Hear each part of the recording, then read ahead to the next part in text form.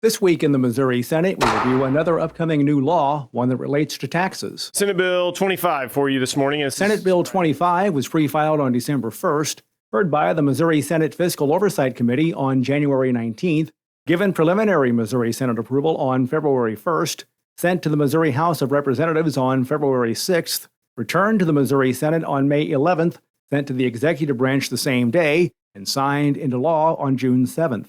Senator Lincoln Hough of Springfield is the sponsor. When this measure was heard in committee, he told the panel his proposal has one goal.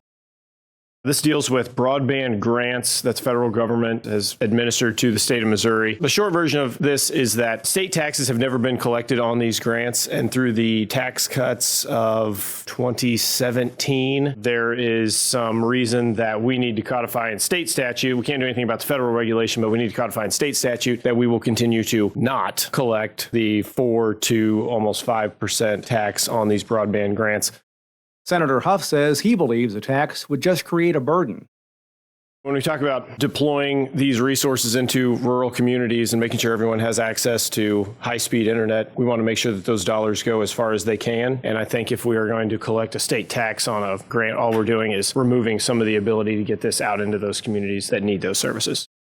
During Missouri Senate discussion of this legislation, Senator Tracy McCreery of St. Louis County mentions her concerns with broadband expansion in general.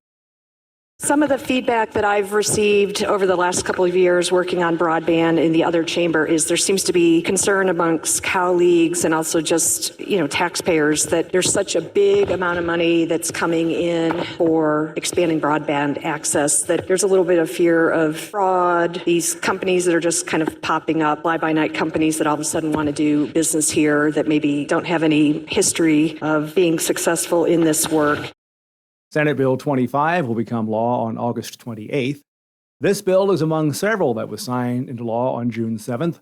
In a rare move, the governor only signed legislation on 3 different days during the interim. Normally, bills are signed over the course of the 45 days allotted between the end of the regular legislative session and the final day for legislative action to be taken. Among the measures signed into law is one that was vetoed. Missouri senators are a little more than 1 month removed from start of the annual veto session, which will begin on Wednesday, September 13th. By law, veto session can last as long as 60 calendar days. From there, Missouri senators may continue to pre-file legislation for the next regular legislative session, which will start in January. These measures will receive their official bill numbers starting on December 1st. And remember, you can follow these and other issues facing the Missouri Senate by visiting our website, senate.mo.gov. Reporting from the state capitol, I'm Dean Morgan.